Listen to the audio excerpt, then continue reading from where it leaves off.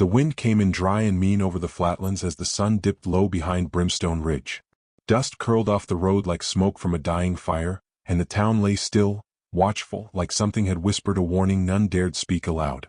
From the horizon, a lone rider emerged, framed in firelight and shadow. His horse, a dun-colored mare with a slow, deliberate gait, kicked up red earth as they approached. The man sat upright in the saddle, coat flapping, hat low over his brow, eyes set forward with the weight of a past that hadn't quite let go. They watched him come. Through saloon shutters, behind lace curtains, from the porch of the dry goods store, folks paused, not in welcome but in memory. Jack Remy was back. He dismounted in front of the town's notice board, the wood gray and cracked like everything else around here. With a gloved hand, he pinned a small sheet of paper to it. His movements were precise, almost reluctant, as if he was sealing something he couldn't undo. Wanted, bride. For companionship. Will provide land, home, and safety. No expectations beyond honesty and hard work. Apply in person. Some scoffed. Others whispered. They all remembered the stories, how Jack used to run with the Red Mesa gang, how he disappeared after the shootout near Devil's Hollow, how his brother Dean didn't make it out. How Jack returned 3 years later a changed man, quieter, slower to anger, no longer feared but not quite trusted.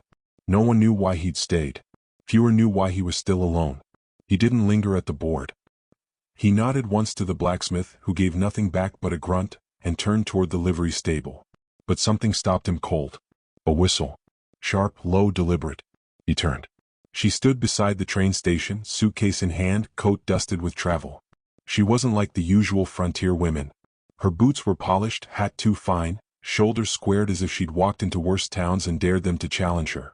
Auburn hair tucked under her brim, freckles faint but not shy of the sun, and eyes that studied Jack like she was reading a map carved into his face. "Are you the cowboy who wanted a bride?" Her voice was calm, curious. Not flirtatious. Not mocking. Jack didn't answer at first. He stepped forward, brushing dust off his coat.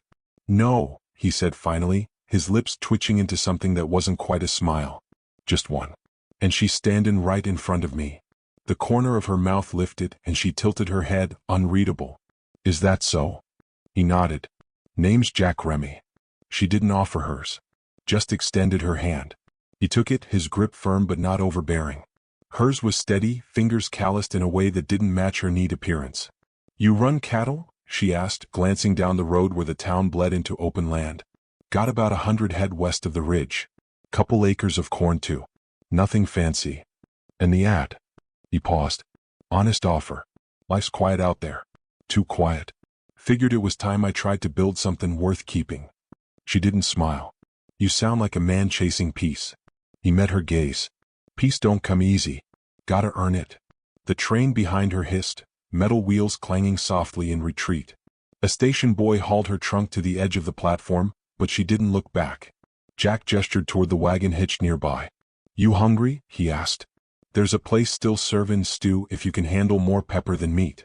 She glanced around once more, at the townsfolk, at the boarded-up store, the leaning church, the sheriff's office with its warped wooden sign, then nodded. "Lead the way." They walked in silence to the tavern. Inside, the scent of burnt beans and whiskey lingered like old regrets. Jack held the door for her. The chatter paused for a beat, long enough for everyone to recognize her as that woman, the one who answered his ad. They sat in a corner booth near the window. The owner, a stooped man with grease-stained sleeves, brought over 2 bowls without being asked. She took a bite, blinked, coughed softly. "Told you," Jack murmured deadpan. Her lips quirked again. Still better than the rail car food. He watched her eat, his gaze heavy but not invasive. She noticed. "Why me?" she asked, setting her spoon down. "What do you mean?" "Plenty of women between here and Kansas City. What made you think the one who showed up would be the right one?" He sipped his water. "Didn't think I'd find the right one. Just hoped for someone honest. Someone not scared of a little dust and a lot of truth." She leaned back, fingers drumming against the table's edge. "What kind of truth?" Jack's jaw tensed, then relaxed. "I rode with the wrong men once. Thought I was doing right. Thought I was protecting my brother. Didn't matter in the end." "The shootout," she said softly. "Devil's Hollow." He didn't flinch. "You know your stories. I like to be informed before walking into something permanent." He held her eyes. "Fair." Outside, the wind picked up again, whistling through cracks in the saloon walls. A gust rattled the door and brought with it the faint smell of gun oil and horses. She shifted in her seat. "And what are you offering, really?" Jack set his cup down. "A roof, a clean name. No lies. I don't drink more than I can carry. I don't hit. I work hard. I don't run anymore. And I sleep light, real light." There was something in the way he said it, like it was both a promise and a warning. She tapped her fingers once more, then reached into her satchel. Jack stiffened instinctively, but all she pulled out was a folded piece of cloth. A kerchief. She wiped her hands with care, then looked at him. "You said your name's Jack Remy?" "That's right." She unfolded the cloth further. Beneath it, hidden in the fold, was a faded, creased paper. Jack's own face stared back at him. Younger. Harder. Eyes colder. Below it, in thick type, "Wanted, dead or alive." He exhaled slowly. "You came here with that in your bag?" She nodded.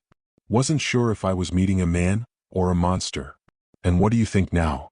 I haven't decided yet." Jack nodded once, solemn. "Fair." She folded the paper carefully and tucked it away. "I'm not here for revenge," she added. "But I do have questions." "You'll get answers," he said, standing. "If you want to ride out with me, the offer stands. No pressure." She stood too. Picked up her suitcase. "I'm not staying in town." "Didn't think you would." They stepped out into the fading light. The streets were near empty now, lamps flickering to life. Jack helped her onto the wagon seat and climbed up beside her. He clucked the reins and the horses pulled forward, hooves thudding rhythmically against packed earth. They passed the sheriff, who stood watching beneath the porch awning. Sheriff Tillman nodded at Jack, but his gaze lingered on the woman beside him, eyes narrowing slightly. The wagon creaked over the rise just past the churchyard. Brimstone Ridge spread out before them, wild, quiet, endless. In the distance, lightning forked across the horizon without sound. The sky stretched black and vast above them, a reminder that out here the land didn't belong to anyone, it only tolerated their presence. Jack spoke low. "Might rain tonight." She leaned back slightly, squinting toward the storm. "I don't mind the rain." A beat of silence passed. Then Jack asked, "You got a name, miss?" She hesitated. Then, "Annalyn." He nodded. "Pleasure to meet you, Annalyn." The horses kept walking, steady and sure. Behind them the town shrank, swallowed by dusk. Ahead lay uncertainty, answers unspoken, and a past neither was done with. And as the first drops of rain began to fall, neither one turned back. The morning broke with a copper-colored sun climbing over the ridge, slicing light across the Remy ranch in long, hard angles. Annalyn stood just outside the cabin, boots crunching in the frost-hardened grass, breath curling white into the air. The storm had passed, but the land still felt wet and heavy, like it had soaked up too many secrets in the night. She surveyed the landscape, fencing worn and bent in places, a barn sagging with age, horses grazing in a quiet rhythm. It wasn't much, but it was honest, which surprised her more than she expected. She'd anticipated some trick, some hidden stash of stolen goods, a false identity, something to validate the bounty poster still folded neatly in her satchel. Instead, there was a man fixing broken fence posts with calloused hands and a limp he didn't mention. A man who rose with the dawn and worked without needing to talk.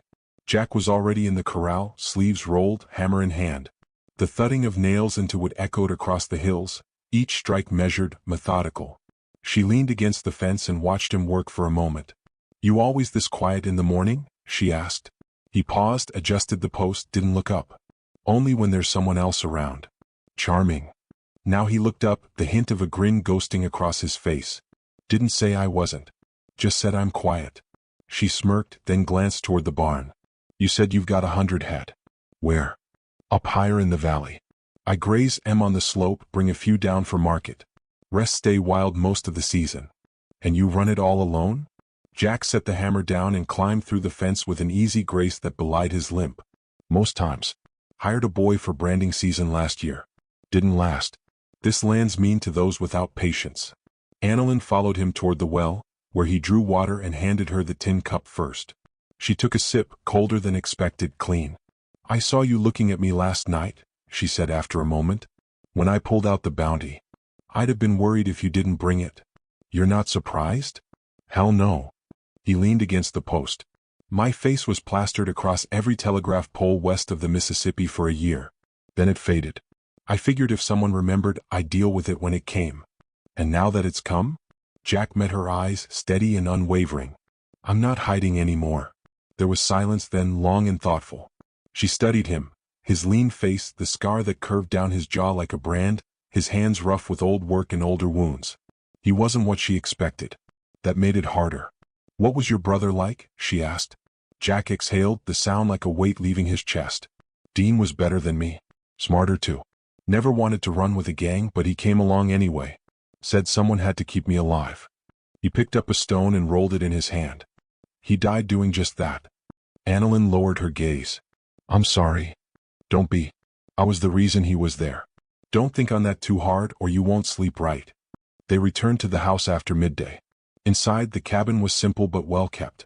A bookshelf with dog-eared volumes, a rifle on the mantel, a single photograph on the wall, 2 young men, one smiling, one already marked by the desert. Over a lunch of boiled potatoes and dried venison, they spoke less and listened more. Jack didn't pry and Annalyn gave nothing freely. But each silence between them grew less sharp, softened by small glances, by moments where neither flinched at the other's presence. As dusk began to settle in orange layers across the sky, a rider appeared on the horizon. Jack was already reaching for the rifle before the hoofbeats grew close. Annalyn followed him out the door, instinct pressing her low to the porch rail. The man rode fast, not wild but urgent.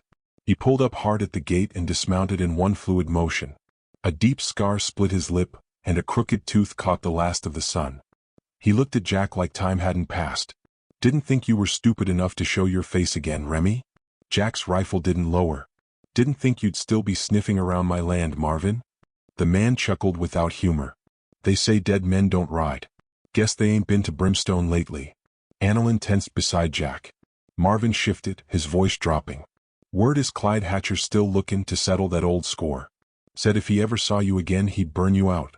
Real slow. Jack's grip didn't waver. That's so. Yeah. And I'm here to tell you he ain't bluffing. Get gone, Jack. Or he'll come for everything. With that, Marvin climbed back on his horse, spat near the porch, and rode off without another word. The dust hadn't even settled before Jack turned and kicked the porch post hard enough to splinter the wood. Annalyn waited. Who's Clyde? Jack wiped a hand across his face. What Marvin said. The last man from the gang still breathing. He blames me for the hollow. For Dean. For the fact that we ran and he didn't. Is he right? Jack stared out at the hills. We all did bad things. But Clyde liked it. He wanted blood even after the job was done. Dean tried to stop him. Got a bullet in the gut for his trouble. And you? I shot Clyde. Jack's voice was flat. Thought I killed him. Left him bleeding out in the ravine. But you didn't. No. Guess I wasn't thorough enough. Annalyn stepped closer. So what now? Jack looked down at his hands. Now he knows where I am. He'll come. And when he does, he won't come alone. She nodded slowly. Then you'd best start preparing. Jack's eyes flicked up. That sound like someone planning to stick around. I didn't come here for comfort, Jack. I came for truth. And if it's all going to burn down, I want to see who lights the match. That night, she couldn't sleep. The cabin was quiet save for the creak of wind against the boards. Jack's silhouette was visible through the window, pacing the perimeter with a lantern. She stood at the edge of her room, fingers brushing the bounty poster she'd unfolded on the small writing desk. She stared at the face, his face. Younger, angrier. But the eyes were the same. Outside, an owl called out, low and mournful. The sound made her skin crawl. She pulled her coat on and stepped outside. Jack was standing by the barn inspecting the doorframe. He didn't look up when she approached. You should be resting, he said. So should you. He finally looked at her. Couldn't sleep. Neither could I. They stood there for a long moment, side by side. The night wrapped around them in layers of chill and shadow. You ever think about leaving? She asked. All the time. What stops you? I'd still be me somewhere else. She turned to face him. You think staying makes it better? No. I think staying makes it honest. She nodded slowly, then reached into her coat pocket. The bounty poster rustled softly in her fingers. Jack glanced down but didn't speak. I could have brought this to the sheriff, she said. Could have collected and been gone. Why didn't you? Because he didn't die in Devil's Hollow. Her voice was quiet now. The man who killed my father wasn't just wearing a red bandana. He smiled when he shot him. Like it was personal. I never saw you smile in that poster. Jack turned his head, shadows deep across his face. And if I had? I'd have buried you already." The silence that followed wasn't threatening. It was something else. Two people staring over the edge of something neither had named yet. A sudden crack split the air, which shattered. The barn door burst open behind them as bullets whined through the night. Jack grabbed Annalyn, pulled her to the ground just as another shot sparked off the iron water pump. "Rifle, under the porch," he hissed. She was already moving, crawling fast, adrenaline flooding her limbs. She grabbed the rifle and tossed it to him as he crouched behind the trough. He took aim and fired once into the darkness. A scream echoed, then galloping hooves receded into the hills. Silence. Annalyn breathed hard, heart hammering. Jack stood slowly, scanning the ridge. "They know you're here," he said grimly. She wiped blood from a graze on her arm, looked him dead in the eye. "Then let them come." By morning, the barn stood like a wounded animal, charred and steaming. The fire had eaten through its left flank during the night while smoke rose into the pale dawn sky like a quiet warning. The horses had survived, thanks to Annalyn and Jack moving fast, but the structure was scorched, its ribs exposed. Jack stood before it, arms crossed, jaw clenched as he took in the damage without speaking. He didn't need to say anything. The ruin spoke for itself. Annalyn approached slowly, still nursing the sting from the graze on her arm. Her blouse sleeve was torn and her eyes were tired, but her steps didn't falter. "I thought you said you sleep light," she said. "I did," Jack muttered. "Guess I need to sleep lighter." She stood beside him in silence, letting the heat of the smoldering ruin warm her hands.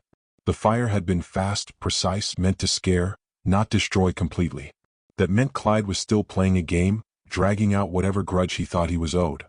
"I saw someone watching from the tree line just before it went up," Annalyn said. "He was tall, broad, might have had a scar on his cheek." Jack didn't react, but she saw his hands curl slightly. "Clyde's man. Hank Diller. He used to track bounty runners with a Bowie knife instead of a compass. Bastard had a taste for carving messages into fence posts." "They're playing with you," she said. "No," Jack replied. "They're warning me." She turned toward him. "Then why aren't you warning them back?" His eyes shifted to her, something sharp flickering behind them. "Because if I start shooting, I don't stop until someone dies. And I ain't sure I've got the right man in my sights yet." She considered that, watching the blackened boards curl in on themselves like exhausted hands. "You ever think this place is cursed?" Jack gave a short laugh, dry and low. "Every piece of land west of the Mississippi's cursed, Annalyn. Depends on how far down you're willing to dig." Later that day they rode out to the ridge together. Jack led, silent as always, the reins loose in one hand, his rifle across his back. Annalyn followed a pace behind, eyes scanning the trees for movement. The sun filtered through tall pine, and the smell of sap and smoke still lingered in the air. They didn't talk much. There was no need. Every hoofbeat, every snapping twig, every distant hawk cry kept them tightly wound. This wasn't a ride for conversation. It was a ride for truth. At the top of the ridge, the land opened wide. Mountains rose in the distance, old and defiant. Jack stopped his horse and dismounted. "This is where Dean's buried," he said. "Did it myself. Took a full day to break through the stone underneath." Annalyn remained mounted, but she lowered her head slightly out of respect. Jack crouched down and brushed dirt from a small wooden marker. It was worn but carefully maintained. "No last name?" she asked. "He didn't need one," Jack replied. "Out here your name don't matter much. What matters is what you leave behind." She dismounted and stood beside him. "What did you leave behind?" He looked up at her. "Regret." He stood then, brushing off his hands. "You want to know if I killed your father?" Her posture tightened. "I don't know what he looked like," Jack continued. "I never asked names. Just faces, places, orders." He was wearing a star. "Deputy in Coyote Falls," she said. "Tried to stop a stage robbery." Jack frowned. "That was Clyde's job. I remember because Dean and I were supposed to hit the decoy in the opposite direction. But Clyde got greedy. Always did. Wanted the gold and the message it'd send." "So you're saying you weren't there?" "I'm saying I didn't shoot no deputy," Jack replied. "But if I was part of the machine that got him killed, then I'm not innocent either." Annalyn studied his face for a long moment. Her voice softened.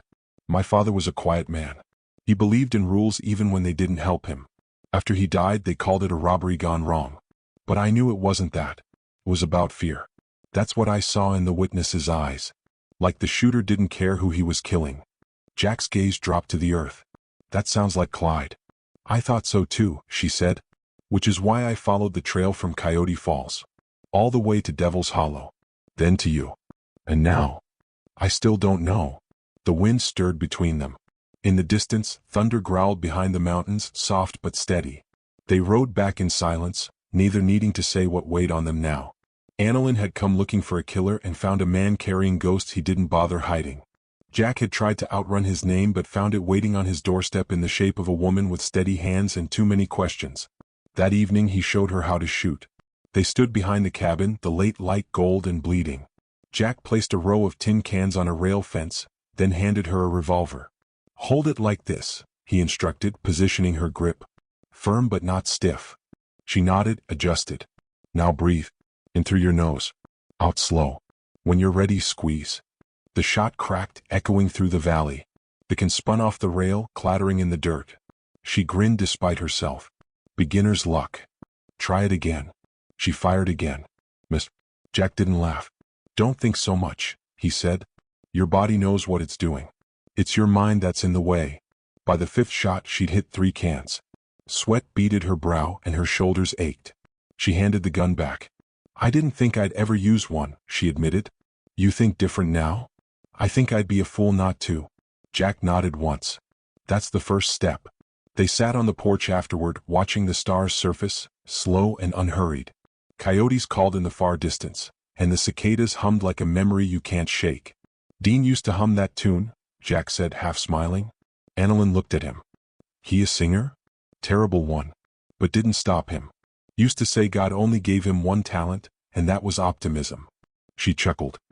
"He sounds like someone I would have liked." Most did. They fell into quiet again. It wasn't heavy this time.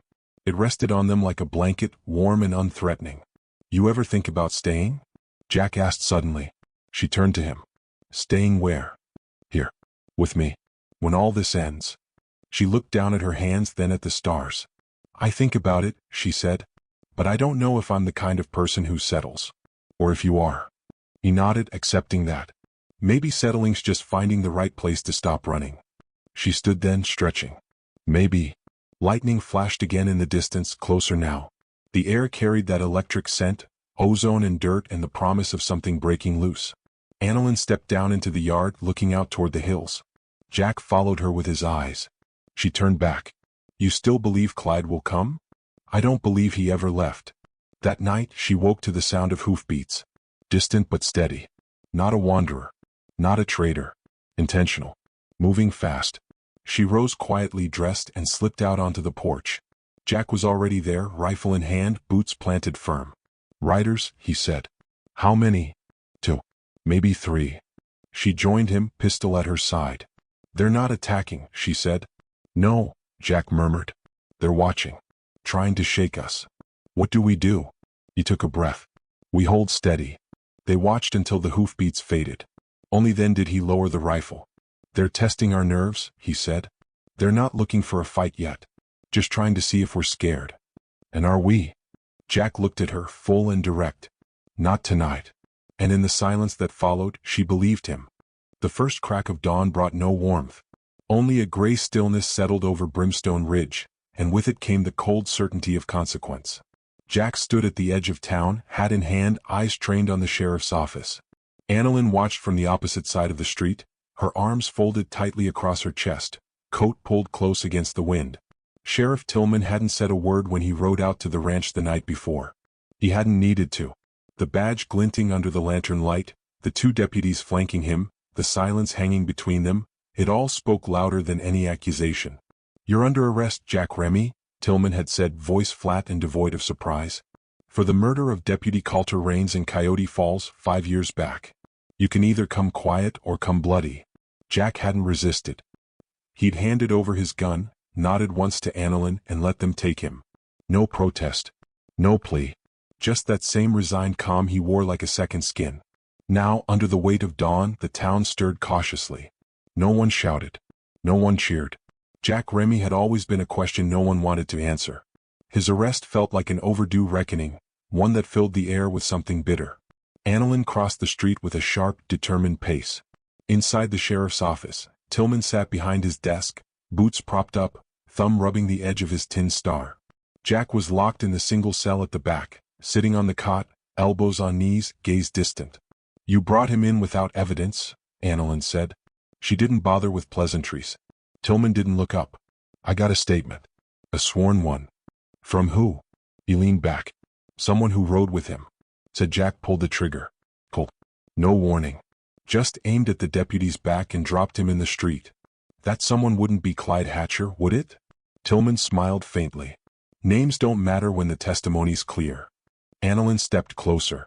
"You're taking the word of a murderer over a man who's been living quiet for 3 years? I'm taking the word of a man who never lied to me. And you're ignoring the fact that Jack hasn't run, hasn't stolen, hasn't raised a hand to anyone in this town?" Tillman's smile disappeared. "You think I don't see what Jack is? He may walk like a changed man, but blood doesn't rinse off with clean clothes and cattle. Men like him don't get to just rewrite their story because they plant some corn and help the widow Harris fix her roof." Behind the bars, Jack finally looked up. "He's right, Annalyn. I ain't owed nothing." She turned toward him. "Maybe not. But that doesn't mean you hang for a crime you didn't commit." Jack's eyes softened. "You don't owe me this." "I didn't come here for you," she snapped, more to herself than to him. "I came here for truth. And I'm not leaving without it." That night, Annalyn saddled one of Jack's horses and rode out of town under a moonless sky. The trail she followed was narrow and twisted, climbing high into the Black Hills. She knew where to find him. Men like Clyde Hatcher didn't hide, they nested. It took her half a day to reach the outlaws' camp, a makeshift cluster of canvas tents and cracked fire pits tucked between jagged rocks. Clyde was there, sitting by a fire, bottle in hand, surrounded by 3 others. His beard was thicker than the wanted posters had shown, his eyes sunk deeper, but there was no mistaking the cruelty behind them. He looked up as she dismounted, eyebrows raised. "Well now," he drawled, "aren't you a little far from town, sweetheart?" "I'm not here to flirt," she said, stepping closer, coat flapping in the wind. "I need your help." The men laughed, but Clyde raised a hand to quiet them. "And what could a woman like you possibly need from a man like me?" "I need a name cleared." "Jack Remy. Sheriff Tillman says you gave a statement. Said Jack killed my father." Clyde's smile turned feral. "And you want me to take it back?" "I want the truth. I don't care how ugly it is." Clyde leaned forward, resting his elbows on his knees. "You know what your problem is? You came here thinking there's a difference between the two." She didn't flinch. "Did Jack kill Deputy Raines?" Clyde laughed, a low, rusted sound. "Hell no. Jack wasn't even in town that day. That was me. Deputy walked in while we were loading the coach. Saw too much. Wouldn't back down. I put 2 in his back before he finished drawing his iron." Annalyn swallowed hard. "Then why did you blame him?" "Because I could." Clyde stood now, eyes gleaming with something cold and ancient. "And because I knew it'd hurt him worse to live with it than to hang for it." "You're a coward." He shrugged. "A free one." She pulled a small leather-bound book from her coat and tossed it into the dirt at his feet. He bent to pick it up, flipping it open. "What's this?" "A statement. Yours, side. You just confessed to me in front of witnesses." He looked up. 2 of his men now had their rifles aimed, unsure of where this was going. "You trying to play outlaw politics with me, girl?" "No," she said calmly. "I'm just making sure someone else hears it when you finally go to hell." She turned and rode fast, bullets whistling past her ears as Clyde's men gave chase. She ducked low, pushing the horse hard through the narrow pass, hooves thundering against rock. One shot clipped her coat. Another sparked off stone near her boot. But she didn't stop. By the time she reached Brimstone Ridge again, her arms were cut, her hair matted with sweat and dirt, and her breath shallow. But her mind was sharp. She stormed into the sheriff's office, book in hand. Tillman stood when she threw the statement onto his desk. "You want justice?" she said, voice hoarse. "There it is." Sighed. "Admitted. Witnessed. Clyde Hatcher shot my father, not Jack. And I'll swear to it." Tillman stared at the confession, unreadable. Then he looked at Jack, still behind bars, silent but alert. "This doesn't clear everything," he said. "No," Annalyn agreed. "But it clears enough." Tillman hesitated, then unlocked the cell. The iron door creaked open. Jack stepped out slowly, watching the sheriff with caution. Tillman met his gaze and nodded once. "I hope you know what you're doing," he said. "I don't," Jack replied. "But I'm trying." Outside, the town had gathered, whispers fluttering like moths. Jack didn't speak to them. He simply walked to Annalyn's side, touched her elbow gently, and together they stepped down from the gallows shadow. Later, she sat by the stove in Jack's cabin, holding a mug of warm tea between trembling hands. Jack stood by the window watching the trees sway under the cold wind. "You risked a lot," he said finally. "So did you. I never expected anyone to ride out for me again." She looked up. "You didn't ask me to." "No. But you did it anyway." Jack turned. "What happens now?" She shrugged. "Now I ask myself if I still want revenge." He sat across from her, resting his arms on the table. "And? I think I already got it. Just not the way I thought I would." The wind outside had calmed. The fire inside cracked low. Neither one spoke again that night. They didn't need to. Something between them had shifted, not entirely safe but solid. The kind of understanding built in gunpowder and rain. And far away beyond the hills, Clyde Hatcher slept under stars he didn't deserve, unaware that justice had begun to wake. The morning came with a silence that felt deliberate. Not peaceful, just waiting. Jack stood on the porch, staring out at the horizon where the land met the sky like a sealed promise. His hands rested loosely on the rail, though tension lined every part of him. Beside him, Annalyn was already strapping her revolver to her thigh, movements precise and economical. Neither spoke for a long while. Clyde Hatcher was coming. They both felt it like a storm stirring on the edge of a breath. No more warnings. No more distant shots in the dark. Clyde had stayed hidden long enough. Now he would come for the kill, if not for Jack's blood, then for the pride he believed was stolen from him. Jack turned slightly. "You could leave. Ride out before he gets close." Annalyn tightened the strap and stood. "I didn't go out there, risk my neck and my name, just to let this end without me seeing it through." "You sure?" he asked. "I've never been more sure of anything," she replied. He nodded once. There was no need to thank her. They were past that now. By mid-morning word had spread. Townsfolk gathered on the edges of Brimstone Ridge, whispering under breath, watching the hills. Sheriff Tillman stood in front of his office, rifle across his chest, jaw clenched. He didn't say a word when Jack rode past him with Annalyn beside him. He only nodded once. Perhaps out of respect. Perhaps out of resignation. The two of them rode up to the bluff just west of the churchyard. It gave a clear view of the approaching trail, the one that led straight through the canyons and into the valley below. Jack dismounted, scanned the terrain with narrowed eyes. "He'll come through that ravine," he said. "Fast. With cover." "How many?" Annalyn asked. "3, maybe 4. You still good with that rifle?" Jack gave her a glance that was all answer. They moved quick, setting a trap. A simple one, cover, high ground, a blind corner Clyde's ego wouldn't anticipate. Jack knew him too well. Knew that Clyde wouldn't sneak or skulk now. He'd come bold, make a show of it, try to put Jack down in front of God and every crow in the hills. Time passed slow and sharp. The sun rolled overhead like a silent watcher. Jack checked his rifle again. Annalyn knelt beside a boulder, pistol ready, eyes trained on the ravine mouth. Then they came. First the echo of hooves, then dust, rising in a plume. 3 riders. One in front, black coat flaring behind him, face half covered in a red bandana. But Jack would have known that posture anywhere. Shoulders set like steel, chin high like the world owed him something. Clyde Hatcher hadn't changed. Jack raised the rifle, took a slow breath, then lowered it again. "Not yet," he muttered. Annalyn didn't move. Her finger hovered above the trigger. The riders slowed as they entered the valley floor, eyes sweeping the ridge. One of the men peeled off to the right. Another veered left. Clyde kept riding straight into the trap. When he finally dismounted and stepped into the open, Jack rose from cover and called out, voice clear. "Clyde." The outlaw turned, red bandana now lowered, revealing the sneer beneath. "Well, I'll be damned," Clyde said. "Didn't expect you'd wait here like a loyal hound." "You should have stayed dead," Jack replied. "That's the thing about revenge, Jack. It don't let a man sleep for long." Clyde stepped forward. His hand rested near his hip, hovering just above the butt of his revolver. "You gonna talk me to death or do this proper?" he asked.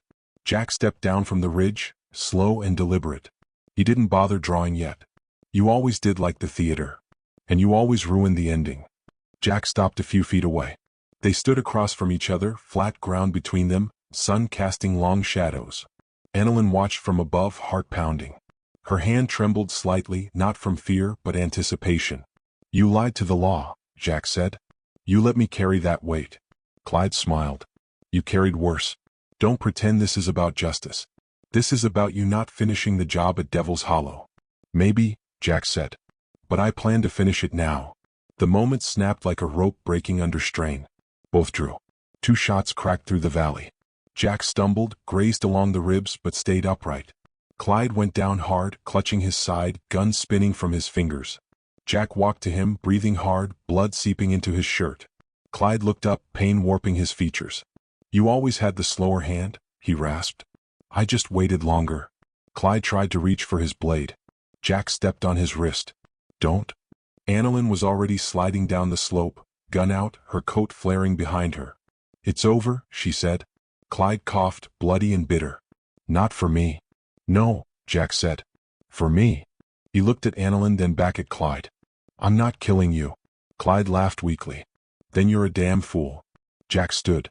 Maybe. But I'm not you. Sheriff Tillman and 2 deputies appeared moments later, rifles raised. When they saw Clyde on the ground, bleeding but alive, they relaxed slightly. Tillman walked over, glanced at Jack's wound, then at Clyde. Looks like we're finally settling some old debts, Tillman muttered. You'll get your confession, Jack said. He already gave it to her once. Annalyn handed Tillman the leather-bound notebook. Page 12. Tillman nodded and motioned for his men to drag Clyde to a wagon. As the dust cleared and the adrenaline began to ebb, Jack sat on a rock, holding a cloth against his ribs. Annalyn knelt beside him, face drawn with concern. You'll live, she said, inspecting the wound. Damn shame, he muttered. She smiled despite herself, brushing hair from his brow. I think I liked you better quiet. I think I liked me better before you got here, he said, but there was no weight behind the words. Only warmth. They rode back into Brimstone together. No one clapped. No one cheered. But eyes watched them differently now. Some with understanding. Some with something like respect. Tillman rode behind them, Clyde unconscious in the wagon, his gang scattered to the hills. By nightfall, the town was quiet again. Jack's ribs were bandaged. The barn smoldered no more. And the ridge, long scarred by memory, seemed to rest at last. On the porch, under the dark velvet of stars, Jack looked over at Annalyn. Still think about leaving? He asked. Sometimes, she said. Still think about staying? Every day. He reached for her hand. She didn't pull away. This life ain't clean, he said. Ain't soft either. No, she agreed. But it's real. He smiled, a slow, tired smile that held something close to hope. You still want a bride? She asked, voice low. Jack turned to her, eyes steady. No, he said. Just one. And she's sitting right in front of me. They didn't kiss. Not yet. That would come later. For now, they just sat side by side beneath the stars, 2 people who had bled enough to know what it meant to stay. Behind them, the land stretched wide and waiting. And ahead, whatever came next, they would face it together. No longer as strangers seeking answers, but as something harder one. Partners. Survivors. Home.